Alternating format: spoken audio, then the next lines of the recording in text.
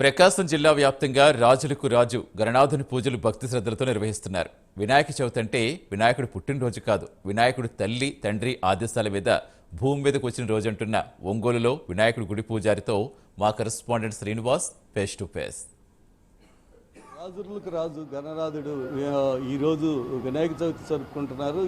పండగ వాతావరణంలో దేశవ్యాప్తంగా అలాగే రాష్ట్రాలుగా జరుగుతున్నాయి. అలా దాంట్లో భాగంగానే ప్రకాశం జిల్లా ఒంగోలులో కూడా పండగ వాతావరణంలో పండగ అనేది బాగా ఆనందోత్సవాలతో జరుపుకుంటున్నారు. గణనాయకుడి ఆ ఆశీర్వాదాలు అందరికీ ప్రజలకు దొరకాలనే విధంగా చూస్తున్నారు. ప్రస్తుతం మన ప్రకాశం జిల్లా ఒంగోలులో విఘ్నేశ్వరుని ఆలయంలో ఉన్నాము. ఇక్కడ స్వామీజీ ఉన్నారు.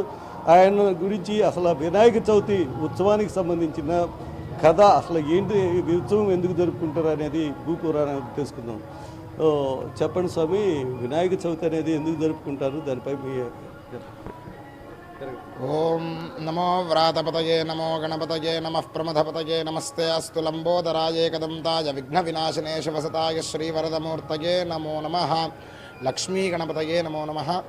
భక్తులకు అత్యంత ఆనందకరమైనటువంటి కలియుగంలో కలవు చండీ వినాయక అన్నట్టుగా కలియుగంలో వచ్చేటటువంటి సమస్తమైనటువంటి బాధలన్నిటినీ కూడా తొలగించుటకై దక్షిణాయనంలో మొట్టమొదటి నవరాత్రులుగా ఈ గణపతి నవరాత్రులు పేరు పొందుతూ వాతావరణంలో వచ్చేటటువంటి సమస్తమైనటువంటి విపత్తులన్నిటినీ కూడా తొలగించుటకై ప్రకృతిపరమైనటువంటి ఏర్పాట్లన్నీ కూడా వాటి సహజ సిద్ధంగా వచ్చినటువంటి ఆకుల చేత పత్రముల చేత గణపతి యొక్క ఆరాధన కనుక చేసినట్లయితే కలియుగంలో వచ్చేటటువంటి వాతావరణ విపత్తులన్నీ కూడా తొలగిపోయి సమస్తమైనటువంటి జనులందరూ కూడా అత్యంత ఆనంద సుఖ జీవితాన్ని కలుగుటకై ఈ యొక్క ఒంగోలు పట్టణంలో వేంచేసినటువంటి లక్ష్మీ గణపతి దేవస్థానం నందున ఆ స్వామివారి యొక్క ఆరాధన కైంకర్యములు వినాయక చవితి పర్వదిన సందర్భముగా 9 రోజుల పాటు ఎంతో విశేషముగా జరపబడుతూ ఉన్నవి.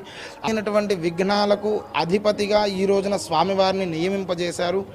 ఆ రోజున స్వామివారిని నియమింపజేసినటువంటి ఈ వినాయక చవితి పర్వదినం రోజున ఆ స్వామివారు భూలోకానికి వేంచేసి సమస్త ప్రాణకోటి ఆరాధన చేసేటటువంటి నైవేద్యాలు అర్చనా కైంకర్యాదులు స్వామి స్వీకరించి ఈ రోజున స్వామి అంతా కూడా భూలోకంలో సంచరించి కైలాస పర్వతానికి తిరిగి చేరుకొని ఆ పార్వతీ పరమేశ్వరులకు ప్రదక్షిణ చేసినటువంటి ఈ రోజున గణపతి పుట్టినరోజు కాదు, స్వామివారి యొక్క విఘ్నాధిపత్యం ఇచ్చినటువంటి రోజున వినాయక చవితి అంటే విఘ్నాధిపత్యం కలిగినటువంటి రోజు.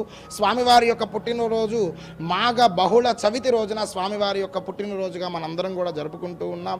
ఈ రోజున స్వామి ఆరాధన విశేషంగా మనందరికీ గణపతి యొక్క పుట్టుక నీలాపనిందలు అనేటటువంటివి తొలుగుటకై ఈ కలియుగంలో ఈ రోజున వినాయక చవితి రోజున స్వామిని ఆరాధించి స్వామి యొక్క అనుగ్రహాన్ని అందరూ పొందగలరని కోరుతూ ఉన్నాం.